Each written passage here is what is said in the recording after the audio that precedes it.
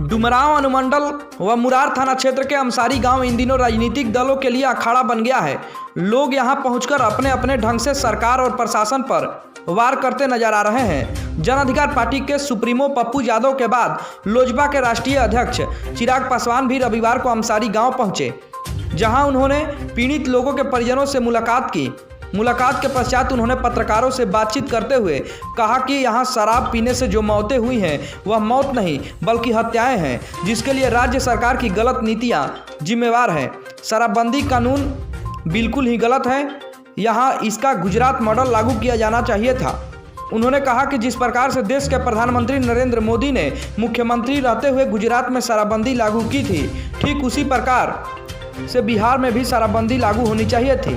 लेकिन यहाँ गुजरात मॉडल लागू करने के बजाय असंभव को संभव करने के प्रयास में सूबे के मुखिया जुटे हुए हैं। उन्होंने मुख्यमंत्री नीतीश कुमार पर सीधा प्रहार करते हुए कहा कि सत्ताधारी दल के मुखिया अब तक पीड़ित लोगों के परिजनों से मिलने के लिए नहीं पहुँचे हैं। इससे शर्मनाक और क्या हो सकता है, जबकि चुनाव प्रचार के दौरान हर दल व पार्टी के लोग इन लोगों के यहाँ वोट मांगने के लिए पहुँच जाते हैं। चिराग पासवान अपने निर्धारित कार्यक्रम से तकरीबन 20 मिनट विलंब करके पहुंचे हुए थे।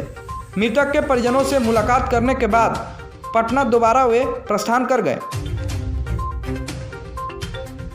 कहना है भाई, पहले तो पूरी बिहार की जनता की ये मांग है कि इस कानून की वजह से जिस तरीके से गरीबों को प्रताड़ित किया जा रहा है और सिर्फ इस कानून के दुष्परिणाम सिर्फ गरीबों के ऊपर देखे जा रहे हैं। आप चले जाइए भैया, जितनी जगह हम लोग गए हैं सिर्फ गरीब परिवार के लोग जहरीली शराब पीने से मारे जा रहे हैं। और जिस तरीके से एक अवैध निर्माण का धंधा बिहार के हर एक ज़िले में नहीं हर एक पंचायत में जहरीली शराब के निर्माण का धंधा शुरू हो गया है, ये कहीं ना कहीं बिना शासन प्रशासन के संरक्षण के संभव ही नहीं है। शासन प्रशासन का जिस तरीके से संरक्षण उन गिरोह को, उन अपराधियों को प्राप्त है, जिसकी वजह से बिहार में रह कर अलग अलग ज़िले में जहरीली शराब से लोगों की मृत्यु हो रही है। और दुख की बात तो ये है कि भैया उसके बाद बिहार सरकार या मुख्यमंत्री नीतीश कुमार या उनका कोई नेता एक बार इस परिवार की तरह मुख करके देखना नहीं चाहता है। आज तक मुख्यमंत्री नीतीश कुमार ने किसी परिवार से मिलना ज़रूरी नहीं समझा कि जाके हम पूछें कि भैया क्या हुआ, कैसे मृत्यु हुई, क्या हम लोग कर सकते हैं कि भैया आगे से ऐसी घटना ना घटे।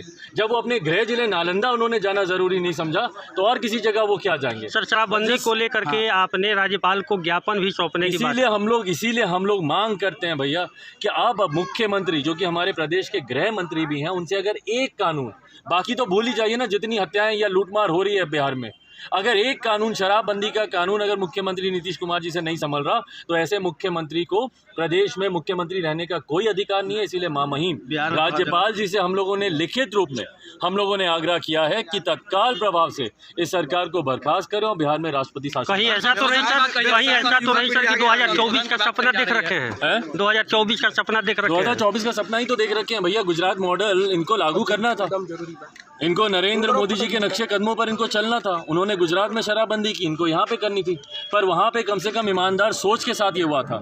यहाँ पर आप मुझे बता दीजिए कोई एक गिरोह मुख्यमंत्री नीतीश कुमार ने पकड़ा हो शराबबंदी को लेकर या शराब के आयात को लेकर? सिर्फ और सिर्फ इन्होंने शराबबंदी के नाम पर कहाँ पर डॉक्टरों को पकड़ा, इंजीनियर्स को पकड़ा, दुल्हन के कमरे में ये लोग जाते हैं छापेमारी करने, पर आज तक कभी किसी बड़े गिरोह या आकर यहाँ पर मृतक परिवार से इन्होंने मिलना जरूरी नहीं समझा। अभी तक सर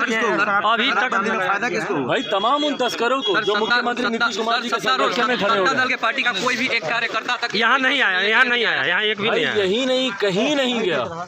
इतनी सैकड़ों मौतें हो गई हैं, आज तक एक जगह मुख्यमंत्री नीतीश कुमार जी, उनकी पार्टी, उनके घटक दल, उनके सांसद, उनके विधायक, उनके मंत्री कहीं उन्होंने, और यही अगर चुनाव का समय होता तो सब दरवाजे पे इनके लाइन लगाए।